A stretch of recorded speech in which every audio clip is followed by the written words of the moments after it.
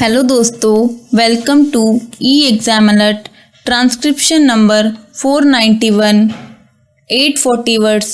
Get ready. Start. Sir, I know for some time past how this government is functioning. Take, for instance, the Commerce and Industry Ministry. Since the last 1 decade, this ministry has faced many changes.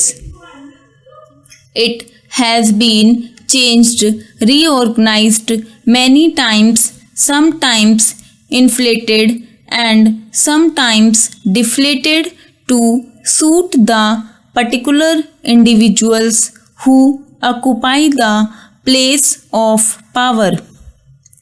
In the beginning, as the House is aware, there was the Commerce and Industry Ministry. It had within its fold external and internal trade, many of the public undertakings, private sector companies and small industries too.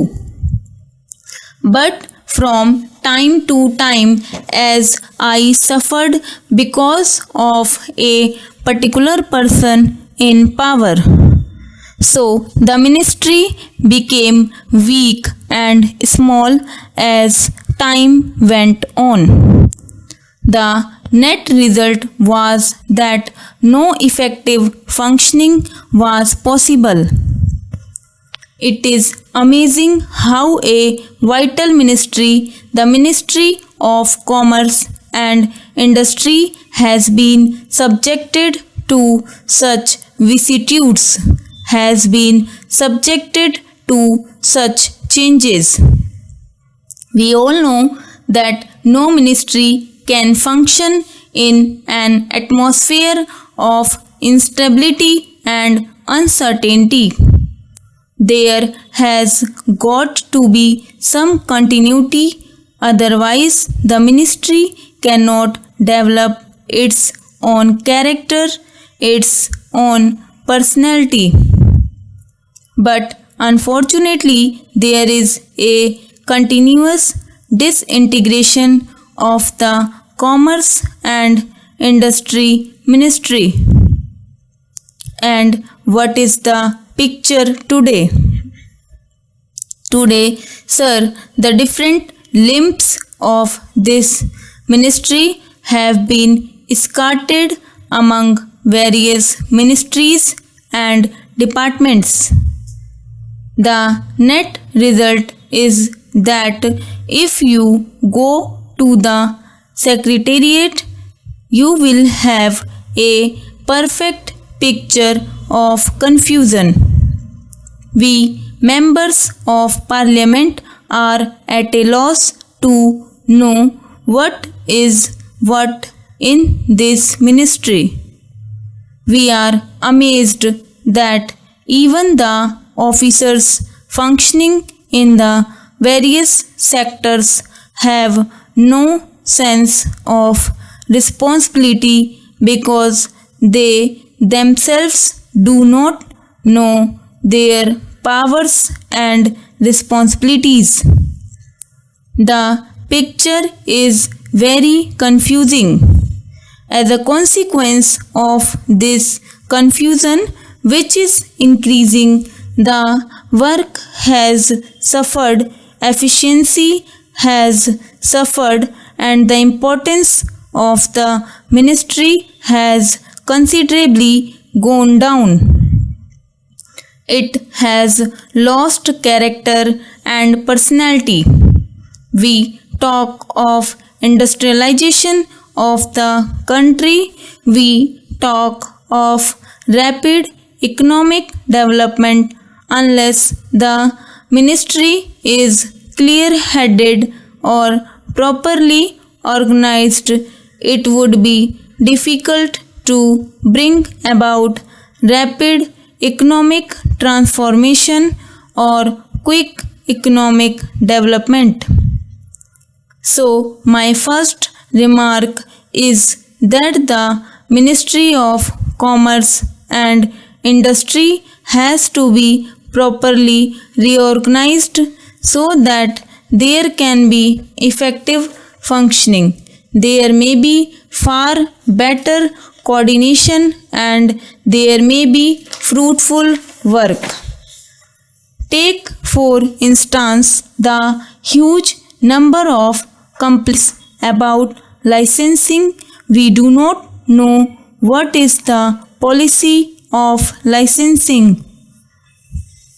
In certain sectors there has been over licensing, in certain others there is not much of licensing. Also, we see that the licenses which have been granted have not been properly utilized, partly because the government has not been able to remove some of the official bottlenecks. Take the instance of collaboration agreements. In the matter of collaboration, we find considerable delay and lack of quick decision. As a result, the licenses issued by the department have not been utilized. Again, take the import and export wing of the department, and there you see the same slackness, the same indecision, and the same indefiniteness about anything. Therefore, for the ministry to function effectively, it is necessary that the ministry should have a stable future and should have adequate powers and responsibilities.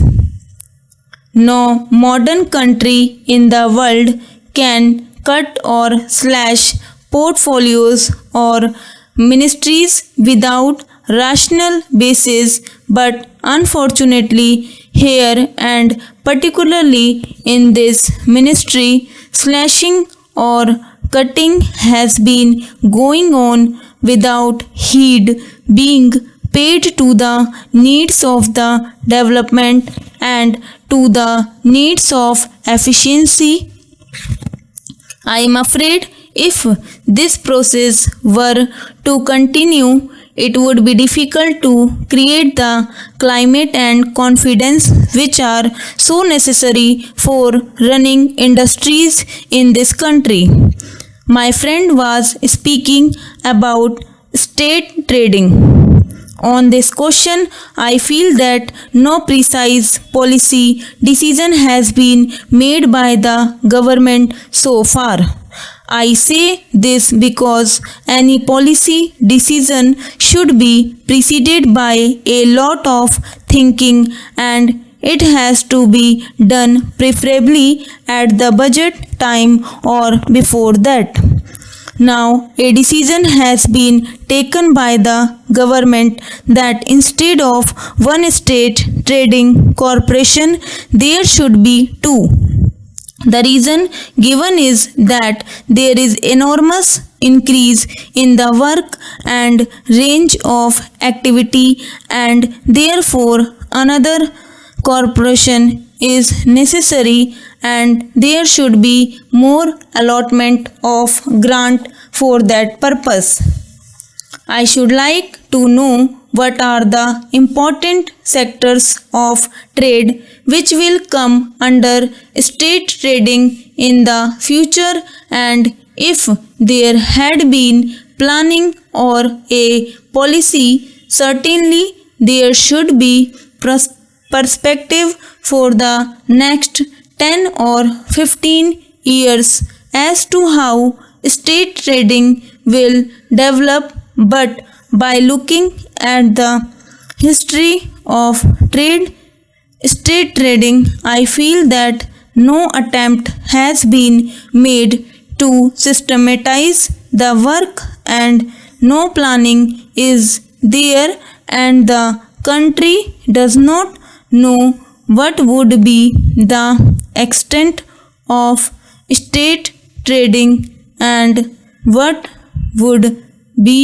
the schedule of commodities which the state trading is now going to take up?